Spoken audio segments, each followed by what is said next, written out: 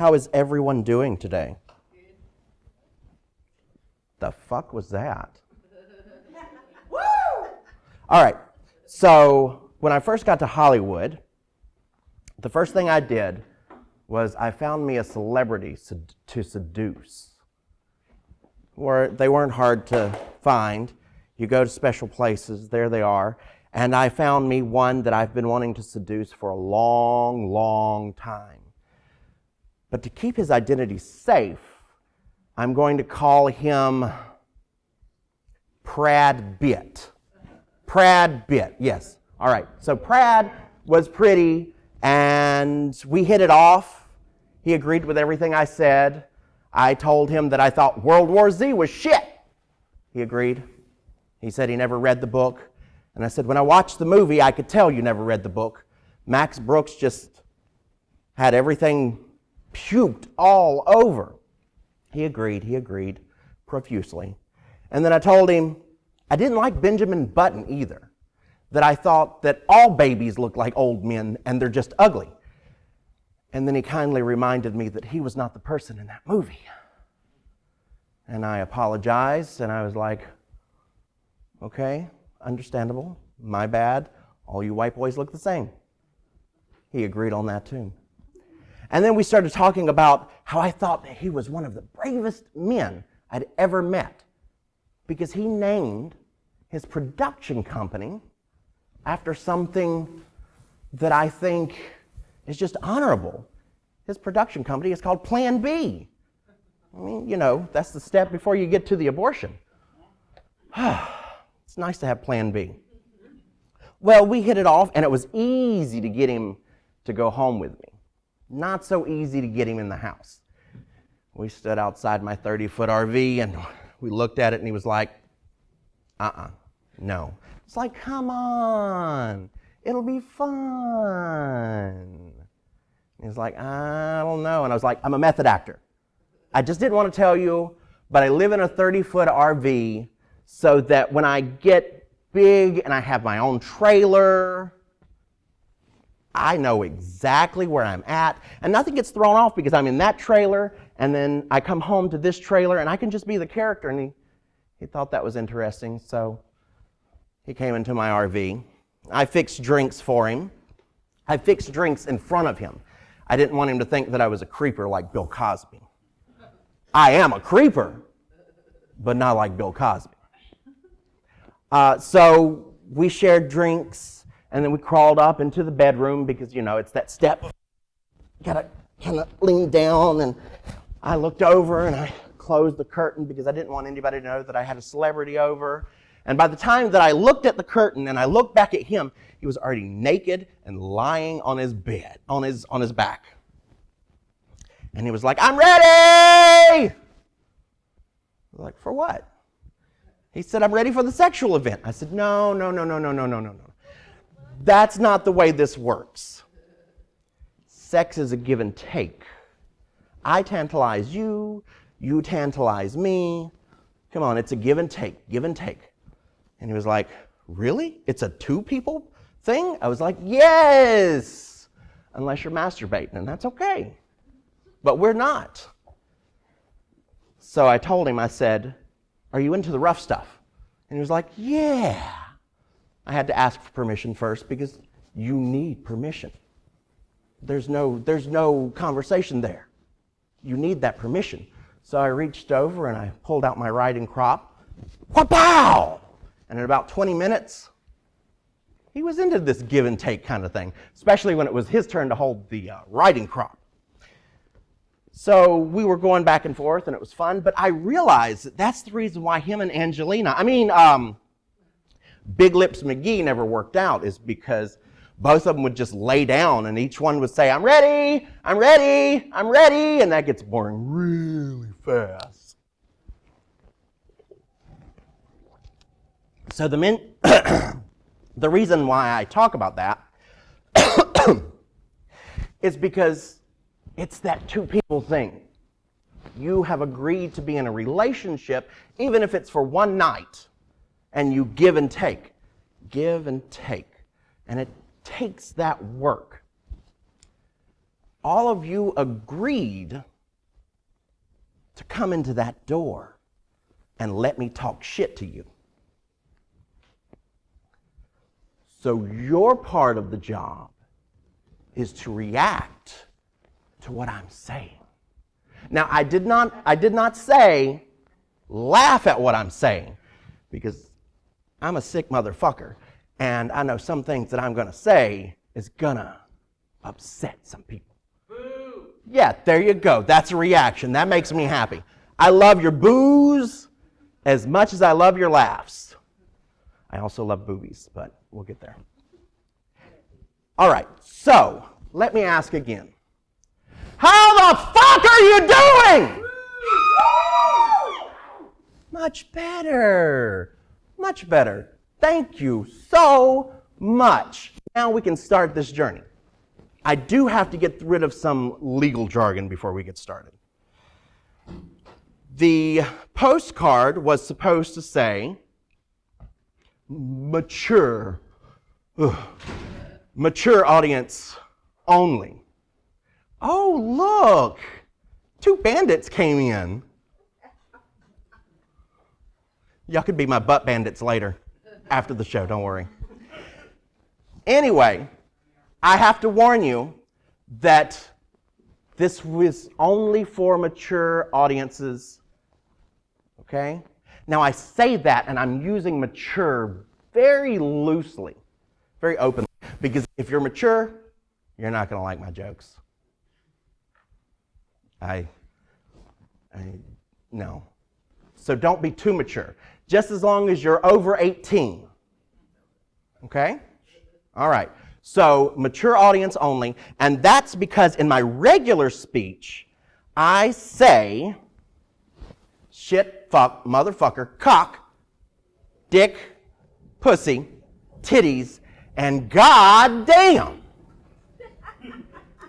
So in this show, without me knowing what I'm about to say, at any point, I could say shit, fuck, motherfucker, cock, dick, titties, pussy, and God damn it. All right? You're prepared for that. Your anus isn't puckered too much. Remember, if you pucker the anus, it's going to be harder to take it. If you relax your anus, you'll be able to take it. I know about that butt stuff. I'll tell you all about that. Now, with that set aside, I will say that my favorite word is goddamn in every form, because with just those 2 words, you know exactly what I'm feeling. I mean, goddamn. God damn. God damn it. God damn it! God damn. So, there will also be points where I need to get a little inspirational. I want to bring in the hipster crowd so that I can sell more tickets. The hipsters don't really care what you say. They just want some place that has free food and to sit around. They don't care what noise is going on in the background. So they'll pay the cheap fees to get those tickets. So,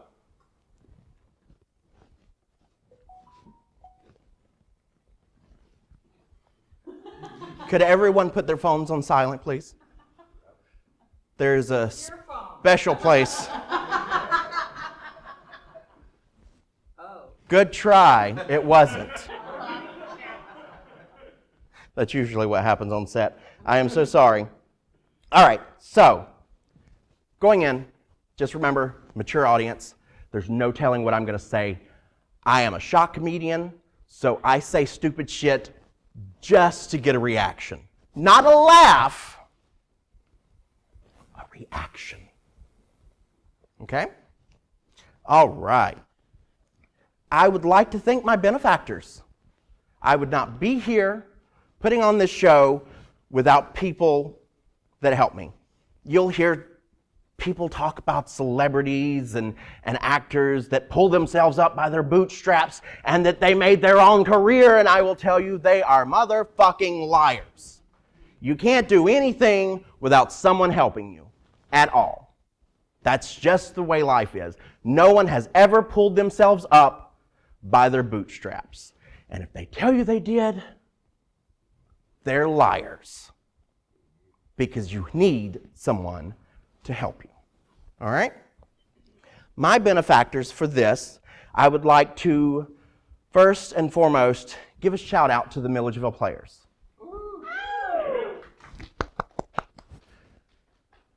They don't condone the things that I'm going to say tonight. So I'm going to tell you that. They don't condone the things that I'm going to say tonight. But they were the first people to give me money for my talent. I did one little play with them where I was a mute king. I didn't have any lines, and I had to use my own version of sign language to have the birds and the bees conversation with my son in that play. That was so much fun, and it was a lot of fun because my son was older than me. He was a preacher, so I had a lot of fun playing grab ass with him. Now, I feel like I can call them the Millie players, just for right now. I think we're cozy enough to where I can call them the Millie players. The Millie players are some of the most professional style actors I have ever worked with in my life. They are talented, and they go all the way when they do something. I am proud to have them in my history, and I am proud to have been a part of them. So I thank them for being here today. I would also like to thank my wife, Kate. She supports me in every way. She tells me I'm talented. When I'm having my bad days, she really does push me. Usually down the stairs, but she really does push me. I would also like to thank Walter Reynolds. Let me tell you a story about Walter Reynolds. He is pretty freaking amazing, if you ask me. Once, I was called out to do an exorcism on some girl. And when we got there, it was past due. Her head was spinning. She was puking up pea soup and screaming, "Your mother sucks cocks in hell." And I told her, "Ha ha, joke's on you. I'm into that shit." I was ready, and I pulled everything I could. I tried Jewish exorcism. I tried Christianity exorcism. I tried everything, and she just kept spitting pea soup up on me. It's like, holy shit. And then I looked across the room, and Walter was watching everything like, wow. And there's something about Walter that people don't know, or if you ever met him, you know. He has the most sultriest voice you have ever heard in your life. And I said, "Walter, say something biblical." And he was like, "You mean something from the Bible?" And all of a sudden, the girl stopped gyrating. She was in midair. She floated down softly. And there was a light that shined out of her chest. And this hideous creature crawled out. It was the ugliest thing I'd ever seen. Kind of like one of my aunts. But she looked at Walter, and she was menacing, and she was 10 feet tall, and she said, "Walter, tell me more about my eyes." He saved the day that day, I got to tell you, and he will save any day. If you ever need anything, go to Walter. He'll take care of you. Speaking of sexy voices, I got to thank Ken Garland. I really would not be here without Ken. He is the most talented actor I have ever met. He is sexy, his voice is beautiful, and he is so psychotically genius. Is that all you had me say, Ken? Okay, all right. But Ken Garland is one of the greatest actors I've ever had the pleasure of working with. That's the truth. Now that we've thanked the benefactors, I will say that it's so wonderful working with benefactors that I didn't have to get a blowjob to to get everything. Yes, I was hoping. I was so hoping. What? All right, so my name is Troy Lee Prattis Adderlupus Elizabeth Tory Hensley Jr. The Unsullied. Yeah, I'm not Latin or anything, The Queen. but that's what this show is actually all about. Me finding myself. Son of a bitch, you thought I had something to drop on you, didn't you? No, I'm not that smart, that genius. I like to talk about myself. Look at me, there's a lot to talk about. Ooh, it's getting hot. Well, I was born with a tiny penis that never grew. It never got any bigger. I look like a Ken doll down there right now with all these fat rolls. But I was given a name, a male name. My mom wanted to name me Michael Lee, which would have been awesome. You know, I like the name Michael. That's pretty cool. But it's very common. And my dad, being the mature, sophisticated person he was, he let her know really quick, I want a junior! So I became Troy Lee Hensley Jr. When I was young, I hated the name Troy. Oh, I hated the name Troy. Ah! So I went by Lee, but there was a problem. My dad went by Lee. But we're in the South. We have a quick fix for that. I quickly became Little Lee, and he became Big Lee. So up until my professional years, I was known by Little Lee or Lee. And then in my professional years, I went by Troy, not because I particularly liked it, but because it was rare, and I thought it made me special. There's not many Troys out there. I think I'll go by Troy. As a kid, I was very weird. I wasn't too bright. To show you what my parents had to do with, when I was very young, I was probably about 3 when I put the first pecker in my mouth. I know what you're thinking. I know. No. My dad helped me catch a woodpecker. And I thought it was pretty.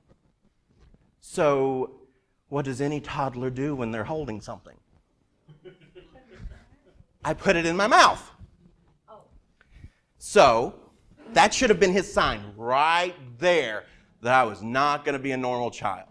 He had to make sure that I got rid of the woodpecker before it destroyed me. Please, just get rid of it. So, I've never claimed to be the brightest. Let's go with that. And I'm not going to ever claim to be the brightest. Whenever there is a room full of 2 people and I'm one of them, I usually defer to the next person, just for safety. Then, as I got older, I met a man who called himself a wizard. So, of course, I believed him. Old man living in the woods, walked with a stick.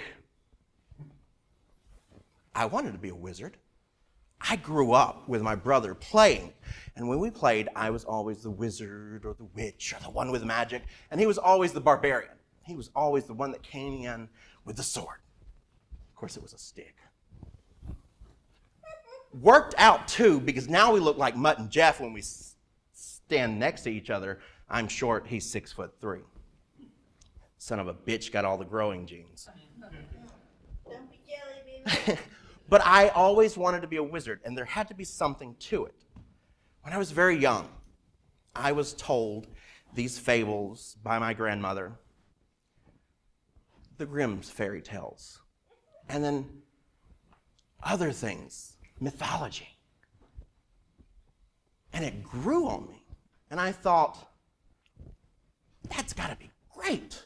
I really like these. They're much better than the Christianity mythology that I grew up with.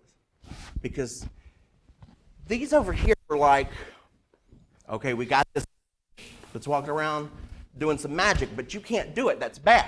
However, over here, you have all these different gods that if you didn't like one, you got 1.5 million others that you can go with. That's pretty awesome. So I don't have to do one over here. I can do what fits me at the moment. No commitment. Nice. So the old man took me in as a student, and he mentored me. The old man's name was Oberon Zellravenhart, or Tim Otter is his mundane name. Now, it takes 7 years to become a wizard. We like using the word wizard because, for one, it catches attention. People are like, okay, this is going to be pretty good, or it's going to be pretty stupid. Let's see where we go. Oberon took me under his wing. His most famous work was probably the unicorns with the Barnum and Bailey Circus in the 80s. Anybody remember that? Yep, I saw. Yeah. Those were awesome. And you may think there's magic in there, which the magic is the awe-inspiring feeling you have when you see a unicorn. But what he really had to do is there's an artful surgery that, if I told you anymore, I'd have to kill you. I'm sorry. The secret's safe with me. He took me under his wing for 7 years, and he was so honorable. I didn't even have to give him one blowjob for those lessons. And in the end, I was given a magical name, Pratus Adderlupus. Now, your magical name is something that's personal. Usually people take their totem, their master totem, because you have like 150 totems, and you could just pick your favorite animal to be your totem, really. But you're usually named after your totem and something to do with your personality. Pratus Adderlupus means meadow dark wolf. It's a little odd. But if you rearrange it and say it right, Pratus Adderlupus actually means dark meadow wolf. Dark because he said my heart was as black as stone and that I was pretty dark in my sense of humor. So I accepted that. I understand. I do like the darker things in life. Meadow wolf. I know, you're thinking, my totem is a wolf. I must be so honorable. No, meadow wolf means coyote. So I'm just one of those yippy motherfuckers running along, saying shit just to see how people react. The trickster. And that is where I got that magical name. Lyz Tory came from somewhere totally different. The same type of discovery that I had to do in my soul to find the magic in me, I had to do to find the balance in me. Because there are some days that I wake up and I'm super feminine. My movements are more feminine. My voice is more feminine. And some days when I wake up, I'm super masculine. I dress mask. I am basically Oscar from The Odd Couple. And some days I wake up and there's absolutely nothing wrong with me. And I feel like I'm equal. I don't feel too feminine. I don't feel too masculine. I feel just right. And those are the days that I get most stuff done. After being with a therapist for a couple of years, trust me, I did need that therapy. I advocate therapy for everyone because that shit helps. Spending 30 minutes a week talking about yourself, you learn that possibly everyone around you is not the asshole, that you're the asshole. That's what I learned in therapy. But I also learned that I'm not bipolar, which was a thought, that I don't have separate personalities, but there's something in me, and that's the way that I explain it. There's something in me. It's me. And it's where I have to wake up, check myself every morning, and see where I'm at. Am I a little feminine today? That's it, Lyz Tory. Sassy and just a bitch. Am I a little masculine today? Oh, I guess I am. I'm Troy today. Yes, I am Troy. That's who I am. Don't tell Troy that Troy is also a sassy bitch. What do you think? Moody bitch. Today, I'm right there in the middle. Today, I'm practicing. Today, I'm practicing.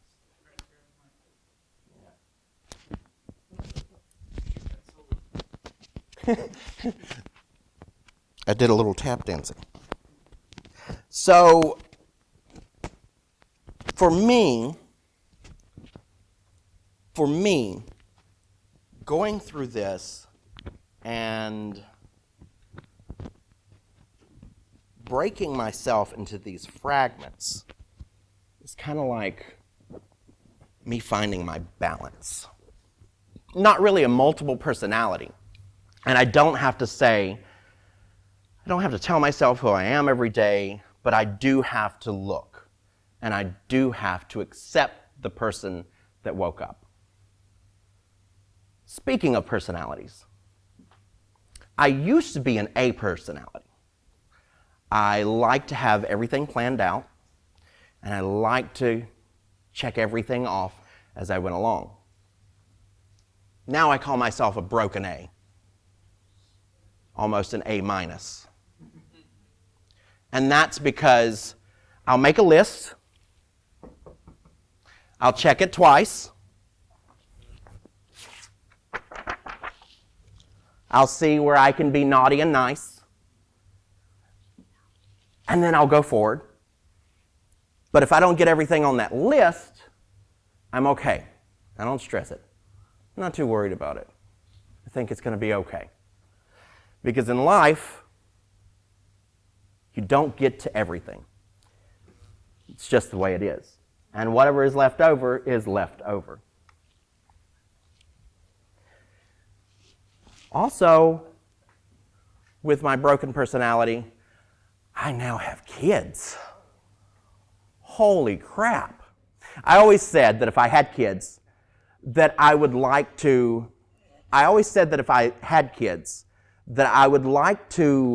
have them after the diaper stage. Before the tooth fairy stage, because that would be fun. And then just to where you're throwing me off. Can you stop?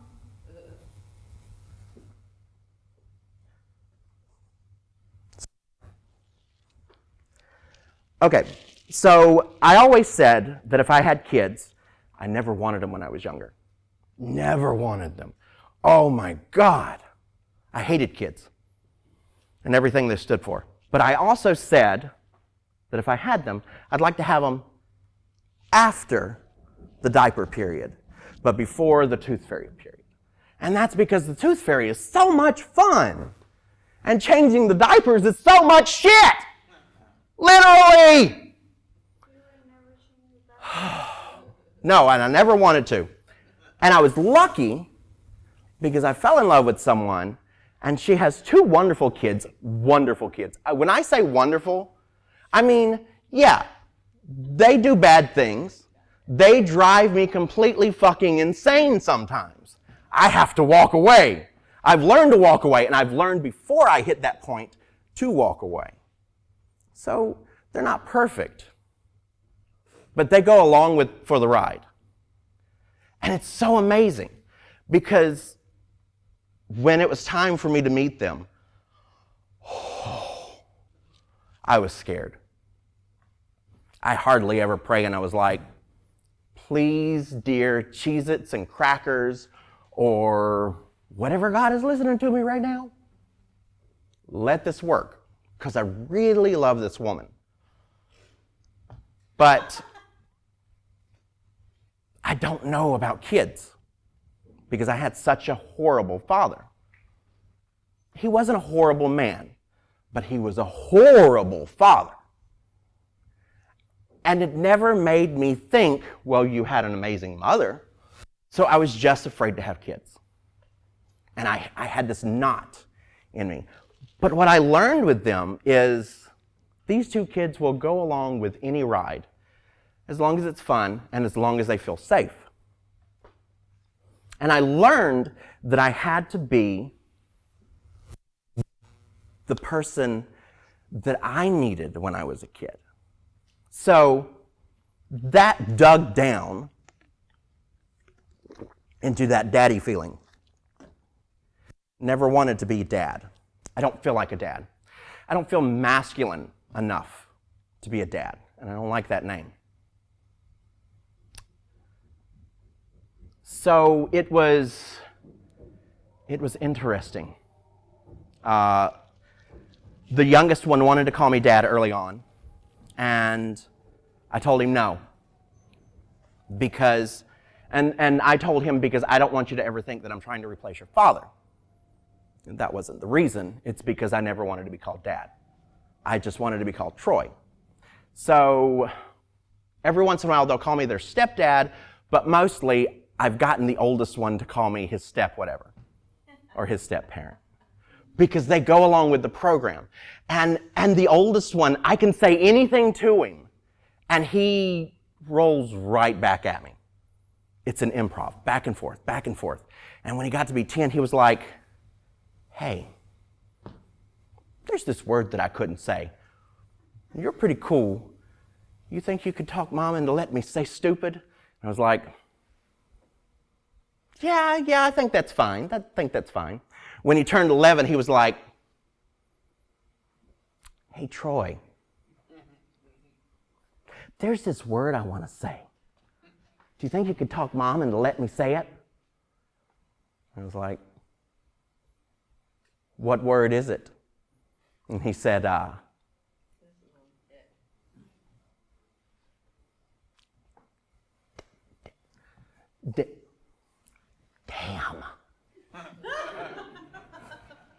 I was like, okay, all right. Is there anything else?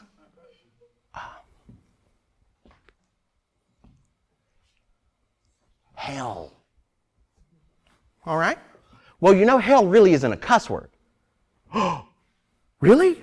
Yeah, hell's not a cuss word, as long as you use it right. You're talking about a place, right? Yeah. That's not a cuss word.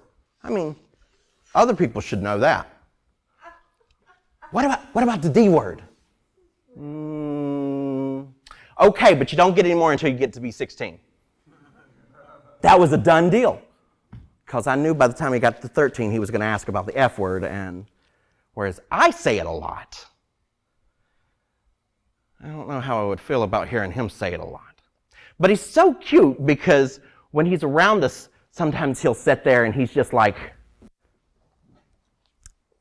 well, damn it to hell. And I'll be like, that's my boy. I'm proud. I'm proud. Because if anybody's going to teach my kids about cussing, it's going to be me. And I will tell you, they have taught me a lot about cussing. Now, I can string things together so well, like son of a motherfucking goddamn bitch. And they love it. And sometimes it's just a game to see how many times they can get me to say that. Son of a motherfucking goddamn bitch. Can you say it faster, Troy? Son of a motherfucking goddamn bitch. Yay! So, I got lucky in the universal lottery of getting children and a wife, because things could be a lot worse than they were. And I'll tell you, things happen in a divorce that you really don't expect, because I expected trouble from her ex. I did not expect trouble from my ex. I was like, this will be easy. This will be easy. We agree to everything. But what about the cats? Amelia Snitty Hensley is mine. She had one eyeball. She looked like she'd been in a lot of bar fights. She was about 400 pounds, and that was my baby. I found that little cat as a kitten with her eyeball falling out. And I took her to the vet, and the vet was like, I don't think she's going to survive the surgery, and it's an expensive surgery. Well, I was a tour guide in Savannah. That is the sweetest job. A tour guide in Savannah is the best thing ever. I used to work 7 months out of the year, and the other 3 months I wouldn't do whatever I didn't want to do. I would just be. It was wonderful. I took 3 months off and I would travel. But Snitty was mine. And she was like, oh, yeah. Well, what we can do is we can share custody, and if I ever move back, you can keep Snitty. I don't believe in talking bad about exes. It's just a lot of emotions that I've already shut the door on.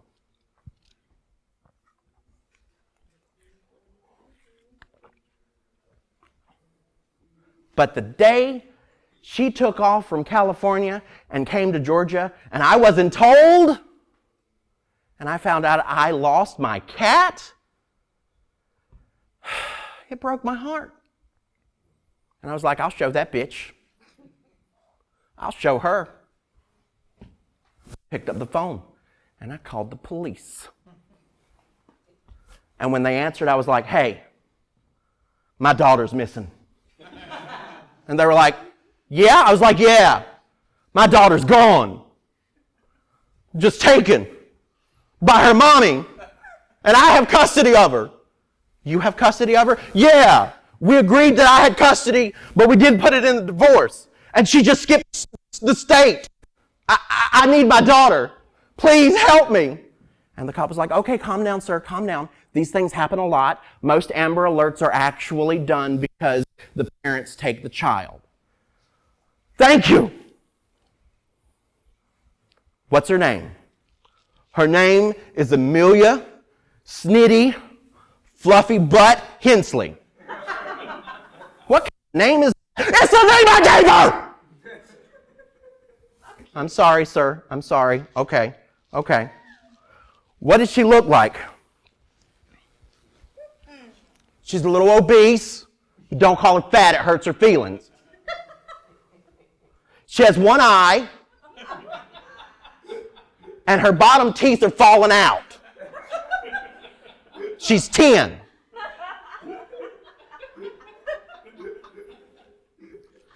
And he was like, oh my God, sir, what's wrong with her? It's like she's 10. That's what's wrong with her.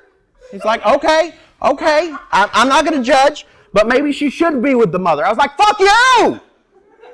How do you know she got the one eye with me? Could have been under her watch. She's like, you're right.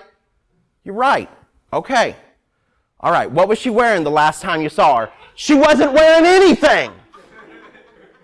Sir, you let your daughter walk around naked? Well, that's what she likes. I'm not like Michael Jackson, but I let her pick her own clothes. She just doesn't tend to pick any clothes. Really, she can't see the clothes because the other eye that she has, she's blind in, officer. She just sees shapes. If I move anything in the house, she runs into it. It was first 3 times, then I had to move it.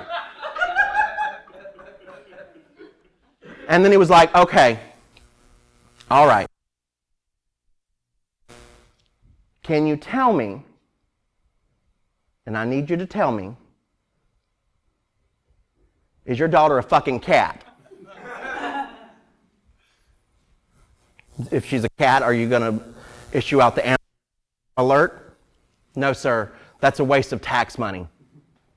Fuck you! She's a goddamn human being. Get it in writing. That's the one thing I learned from that divorce. Get it in writing or you might lose your daughter. Now, okay, I gave that cat the best years of my life. And I need you to know that. I gave that cat the best years of my life. And sometimes when she would run through the house at 3 a.m. and go, meow, because she wasn't raised by other cats. So she didn't know how to meow. So it would be more like a scream. Meow!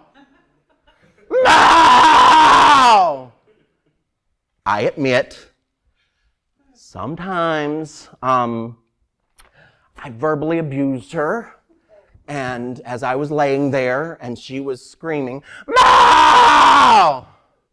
And I had to be up at 5 o'clock in the morning to go to work, I would jump out of bed and I would say, Smitty, I'm in here, shut up or I'll take you to the pound, and no one wants a blind cat. They'll put you to sleep. God damn. I regret every one of those words. Guilt. Guilt. So that's the way that I lost my child. So just remember, get it in writing. Her ex was pretty easy to handle. He's your typical dick. His name's Robert, but he prefers to be called Robert. So I have a little fun calling him Robert. Sometimes I call him Bobby just to fuck with him. That's always fun. And in the divorce, he wanted full custody, and he didn't want to pay child support. And then that changed. We can share the custody because he really doesn't want to take care of the kids. He likes to give them their PlayStation 5 and keep them in the room and him never have to parent. And then he was like, okay. We can share the custody, 50-50, but I don't want to pay child support. She put him through college. And then she was in bad luck when he left her. He just abandoned the family, just left. And for like 6 months, he didn't want to take the kids because he was living with his parents' house. And his parents didn't like the kids. So it was just one of those weird situations. And I was like, no, he's not getting away with not paying child support. So we pushed that. And we got it done. We got the child support. And I got to tell you, whenever I go to the mailbox every other Friday and I open it up and I pull out a check that says child services, I giggle all the way back home. In my little trailer park, everybody can look out and they just see me.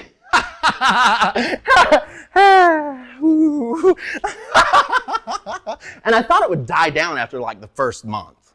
I was like, this happiness is not going to last for a lifetime. It does. It feels good every time I see that check because I know he had to pay that. And the one thing that he loves more than himself is money. So I take the money, we take the money, and we take the kids traveling. We take them to see different things. We broaden their horizon. We have a trip to Hollywood. Hawaii planned for Christmas, right after Christmas. And I just think that that money should be used to broaden the horizon for the children. And I don't think that they can live without it ever again, so I think we have to keep that going. Because my dad never paid child support. As a matter of fact, when my dad was told he had to pay child support, and if he didn't pay it, they would take it out of his check, he started working for cash-only jobs. My dad was classy.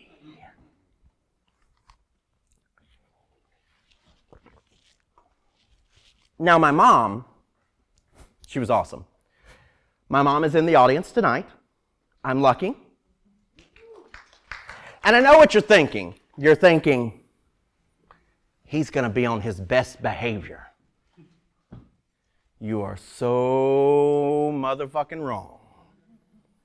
Statistically speaking, they say that like 92% of children are on worse behavior in front of their mother than in front of their father. Before I go any further, I probably should let you know that about 86% of statistics are pulled out of people's asses as they're speaking.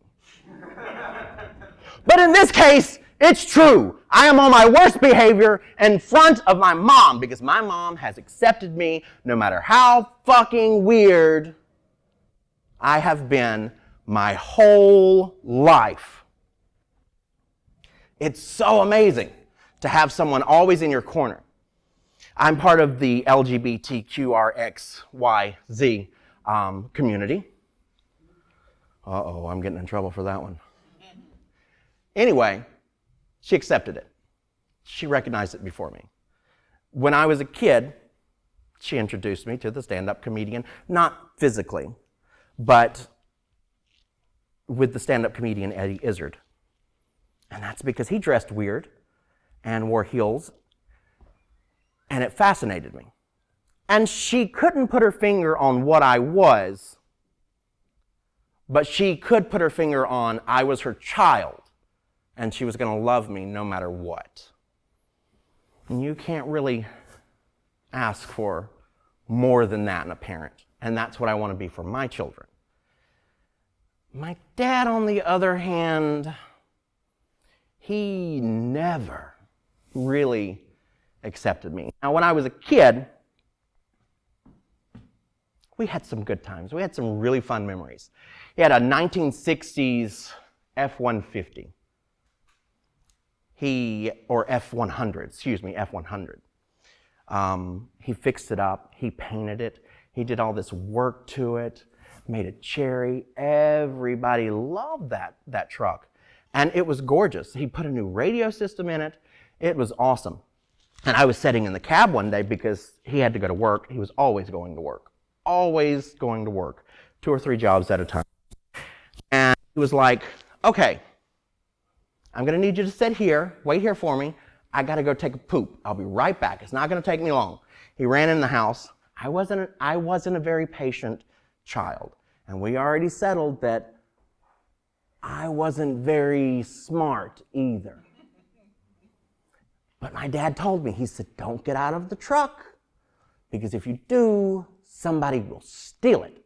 This is a sweet ride, right, Junior? And I was like, yeah, I got you. I'll guard. And I sat there for what seemed like 30 minutes. It was probably only like 2 or 3, to be honest. But for me, it was 30 minutes. And I started looking around, and I was like, oh my God, what if he fell in like they're always talking about? They're always talking about you got to put the seat down or you'll fall in. What if he sat down and he just fell in? Then I got to get him out of the toilet. And I looked over, and I was like, but he doesn't want me to cut off the truck. And if I leave it, someone might steal it. I know what I'll do. So I locked both doors, and I closed the doors. No one was going to drive off in that motherfucking truck. And as I turned the corner of the truck, He came out the door and he saw me and he was like, Junior. I said, don't leave the truck. Someone might steal it. Get back in. I was like, oh, okay. I was just trying to help you. I thought you fell in. And I turned around and I started towards the truck. And he said, all right, we got to go. I'm running late already. I said, okay, unlock the door. And he said, what? I said, I locked the door so no one would steal it. Oh, all of the color in his face drained. He had to go in and get a metal clothes hanger and play with the door for like 30 more minutes to try to get it unlocked. It's a good thing he wasn't a cat burglar, I'm just saying. He was no good at that. The whole time he was just, it's okay, June, it's okay. It's okay.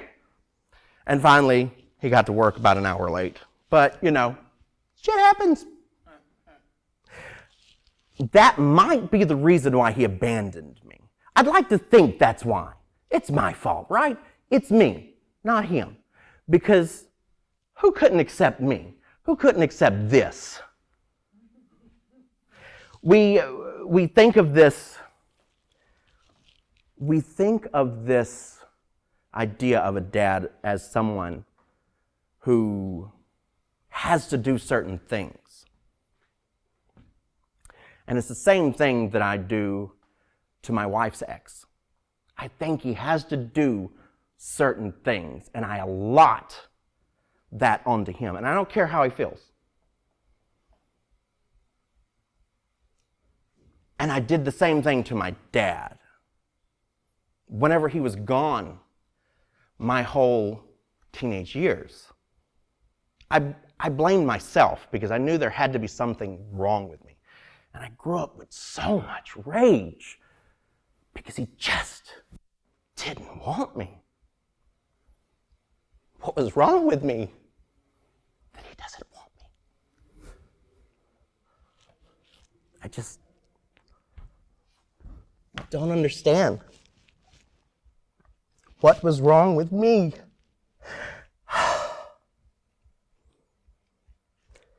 And after a while, I learned that it wasn't me.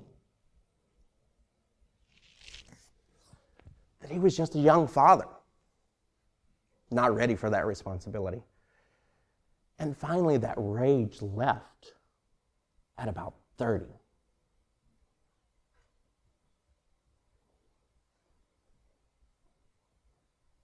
It feels like a complete weight lifted off of me. He passed away just a few months ago. And he tried to re-enter my life in January, I guess when he got the diagnosis of his problem. And I denied him that. I denied that closure for both of us because he was already so toxic, and it took most of my life to get rid of that feeling. I wasn't ready to do it all over again. To me, my dad died a long time ago. But the fucker could have left me some goddamn life insurance. Especially after not paying child support. Shit! So, that rage was something that I had to work with through most of my 20s. Part of my teenage years, I was just angry all the time. And I was that typical teenage boy. And I wouldn't let anything go. If I had a bone, I would pick it until there was no more meat left on that bone. So if someone had something to say to me, I was in their face. They did not stand a chance. Not because I was a good fighter, kind of like the Celts. The Celts weren't good fighters. They just fought naked. And everybody was like, holy shit, if they don't need any armor, they must be really good. Let's run for the hills. But whenever you use that tactic, You're eventually going to find someone that calls your bluff. The Romans came through, and the Celts came at them naked over the hill. Ah! And the Romans were like, tricks on you, we like that shit. They took them. And they probably had lots of orgies instead of actually fighting. Well, I had that bluff called one day when I was stopped at a red light. And the red light was taking forever. Oh my God, forever. Oh, just turned green. Oh, how'd that get over there? And just as soon as you look into your floorboard, the second you look into your floorboard, the light turns green. And the person behind you has about 0.23 parts of a second to be able to honk their horn at you. Right? I mean, that's their choice. So the guy laid into his horn. Now I had three choices. A, I could just let it roll off my back and not worry about it, go on about my day. B, I could shoot him a bird and let him know, hey, bitch, hey, and roll on. Or third, I could have just been like, my bad, and rolled on. So those two would have probably been the smart options. But that second option, that was my option that I went with. I flicked him off, and I took off. Well, I noticed that he followed me. All right, well, it could have been a coincidence. So I took myself on to Walmart, and I was going to go shopping. And I pulled into the parking spot, and I was like, all right, I got to get cheese and eggs, and I'm going through my shopping list. I get out, I close the door. A little bitty Miata, older style, red, hanging low to the ground, pulled up. And he rolled down the window, and he was like, dude, people get shot for less. I looked at this tiny man in that little bitty red Miata lying low to the ground, and I said, I got three options with this. I could say, you know, you're absolutely right. And maybe he would just let me go and not run me over. Option two, I could say, man, I don't care what you have to say. Get out of there and I'll kick your hobbit ass.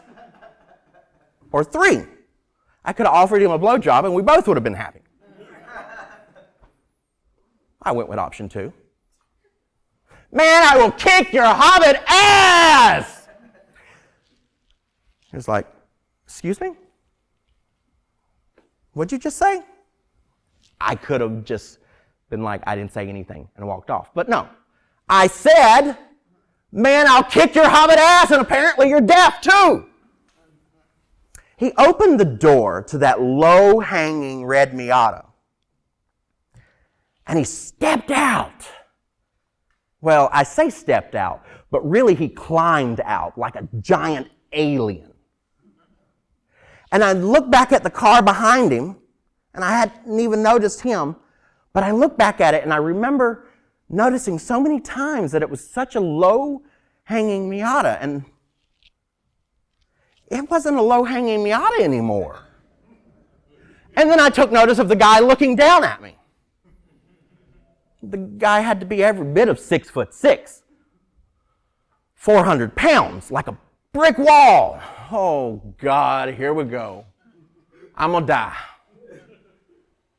He gave me one more chance. He walked over to me, and he looked down at me, and he put his hands up like he was He-Man.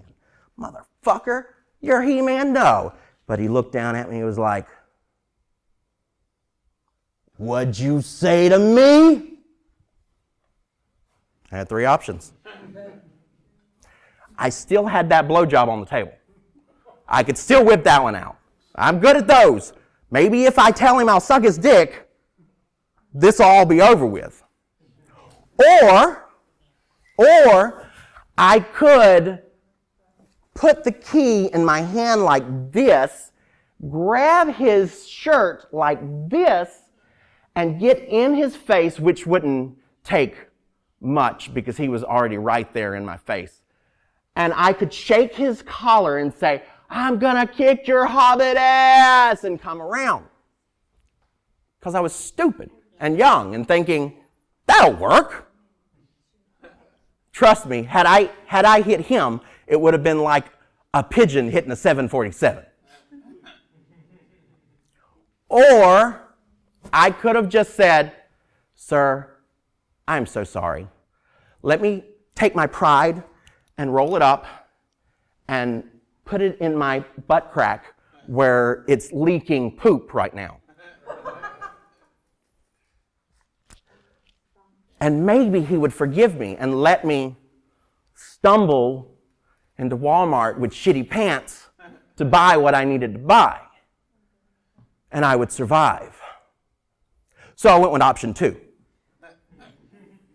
I grabbed his collar and I prepared my last words.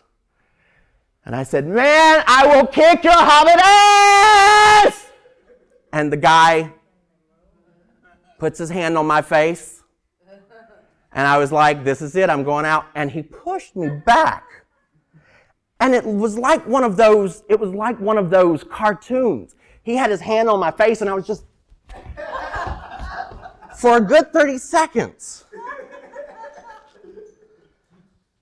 And he was like, I don't have time to deal with your crazy ass. Because I'm not going to jail. And I was like, that's a good idea. You just go on, you get back in your Miata. And he did. And then it became a nice, red, low-hanging Miata again. And he drove off complaining about crazy-ass white boys. That was the day my last words were almost, I'll kick your hobbit ass. But that is also the day that I figured out that you gotta pick your battles. I could have died for flicking off someone in a red, low-hanging Miata. And then what would my life have been? Nothing. Let me tell you, when I was 19, I had nothing going for me. Nothing. Barely an Adam's apple. But I did have a nice Ken doll shape right in here. That penis never grew. Oh, just suffer from tiny dick syndrome. Anyway, my message from this, and what I've had to do my whole life, is I had to pick my battles. We're in a time where people are just screaming at each other for not agreeing on certain things. That makes no sense. Why? I mean, don't get me wrong. I like getting my punches in where I can. I like insulting the next guy. But I also like to be insulted. And what I'm saying is that if you're going to laugh at yourself, if you're going to laugh at someone else, Bushism, if you're going to laugh at yourself, you got to laugh at other people. If you're going to laugh at other people, you have to laugh at yourself. And I think that's the most important thing that I've learned. Pick your battles. Have a little bit of patience with people. Just because you don't understand them doesn't mean that they're all bad. God damn it. Statistics! You just pull them out of your ass. Okay, sorry. Thank you all for coming out tonight. It has been an hour. I have about 4 more hours if you want to stick around. No. Y'all have a wonderful night. Thank you all. Refreshments before you leave. Feel free to grab anything. Have a wonderful night. Thank you.